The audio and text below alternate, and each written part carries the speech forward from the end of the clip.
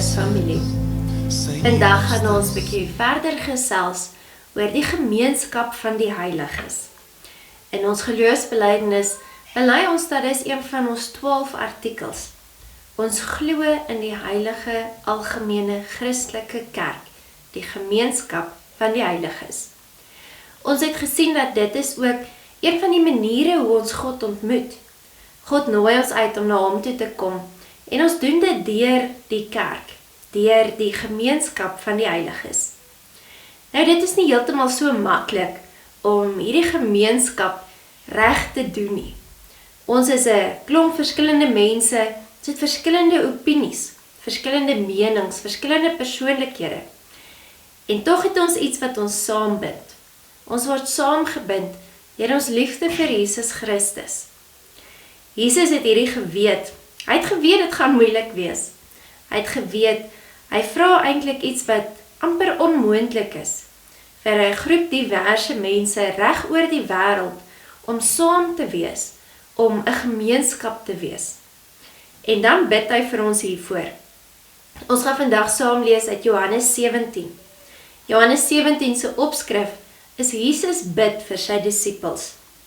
Maar hy sê in hierdie gebed, van omdat hy bid nie net vir hulle nie, hy bid vir alle gelowiges, almal wat in hom glo. So ek en jy is ingesluit in hierdie gebed. Hierdie is vir Jesus duidelik 'n baie belangrike onderwerp.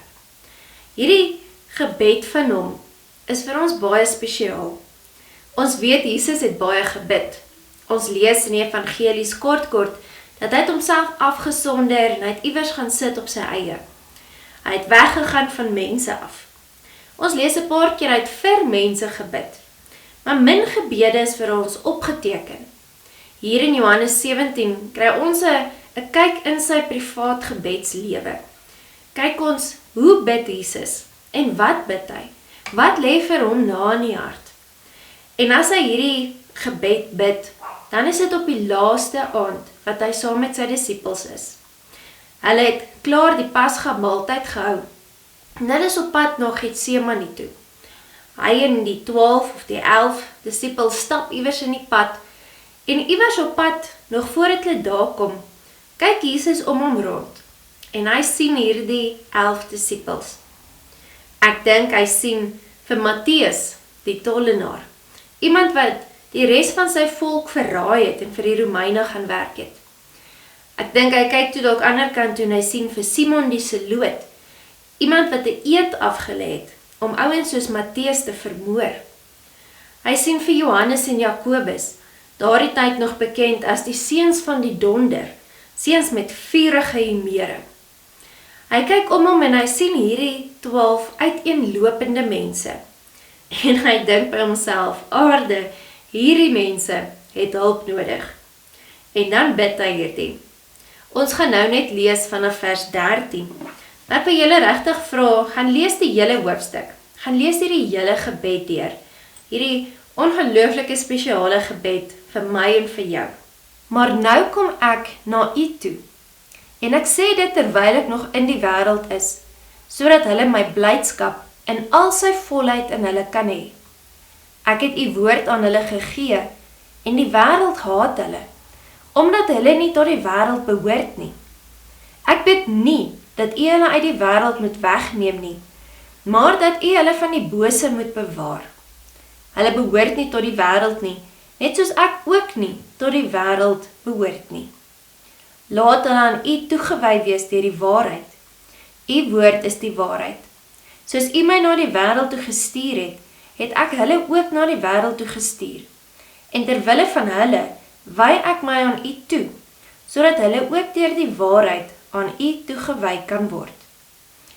Ek bid egter nie net vir hulle nie, maar ook vir die wat deur hulle woorde tot geloof in my sal kom. Ek bid dat hulle almal een mag wees, net soos u, Vader, in my is en ek in u, dat hulle ook in ons mag wees, sodat die wêreld kan glo dat u my gestuur het. Die heerlikheid wat u my gegee het, het ek ook aan hulle gegee, sodat hulle een kan wees, net soos ons een is. Ek in hulle en u in my, sodat hulle volkome een kan wees, sodat die wêreld kan weet dat U my gestuur het en hulle liefhet, net soos U my liefhet. Jesus bid hier en hy vra vir die Here, Here, help hierdie groep mense om een te wees. Bind hulle saam, maak hulle een, soos wat God drie-enig een is. Dis 'n konsep wat ons baie moeilik verstaan, hoe God 3 kan wees en tog een kan wees. Ek en jy, ons geloofsfamilie, die kerk, gelowiges oor die wêreld, ons werk dieselfde. Ons moet een wees. Hierdie is vir Jesus so belangrik, dat hy op die laaste aand nog daaroor praat. Hy kan nie gaan, voordat hy nie hieroor gepraat het nie, voordat hy nie hieroor gebid het nie. En hy sê, daar is 'n rede waarom ons moet een wees. As ons een is, dan kan die wêreld ons glo. As ons een is, dan verheerlik ons God. So daaruit kan ons natuurlik dit aflei en omdraai. Wanneer ons nie een is nie, wanneer ons Christene so met mekaar beklei oor alles, dan is ons nie geloofwaardig nie. Wanneer Christene heeltyd met mekaar vassit en beklei, dan skiet ons eie getuienis in die voet, want dan gaan die wêreld ons nie glo nie. Wanneer ons nie een is nie, wanneer ons in verskillende kampe is en mekaar beoordeel en mekaar beveg, dan bring ons nie heerlikheid aan God nie. Jesus sê, ons moet een wees, soos wat hy een is. 'n Goddelike eenheid. Hierdie eenheid is nie maklik om te behaal nie. Ons sien dit reg deur die eeue, hoe die Christendom keer op keer verdeel. Ons kon nog nooit saamstem oor alles nie. En dan verdeel ons. In ons eie land se geskiedenis het die Afrikaanse kerk al hoeveel keer verdeel. Ons het vasgesit oor simpel goedjies, klein goedjies, partykeer groot goed. En ons kry nie 'n middeweg nie. Dis makliker om te verdeel as om een te bly. Ek dink egter ook nie hier Jesus bedoel alle Christene moet in dieselfde denominasie behoort nie. Ons mag verskil.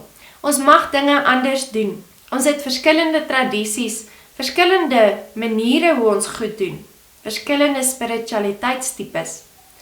Maar ons moet altyd onthou, diep binne in ons is ons een. Ons word saamgebind deur Jesus Christus, saamgebind deur die Heilige Gees. En daardie eenheid is nie iets wat 'n menslike en 'n oppervlakkige verskil ooit mag breek nie. Ons mag verskil van mekaar. Ons mag dinge anders doen.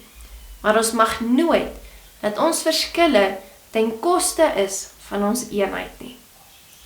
Mag elke een van julle in hierdie komende week dit beleef, dat ons een is.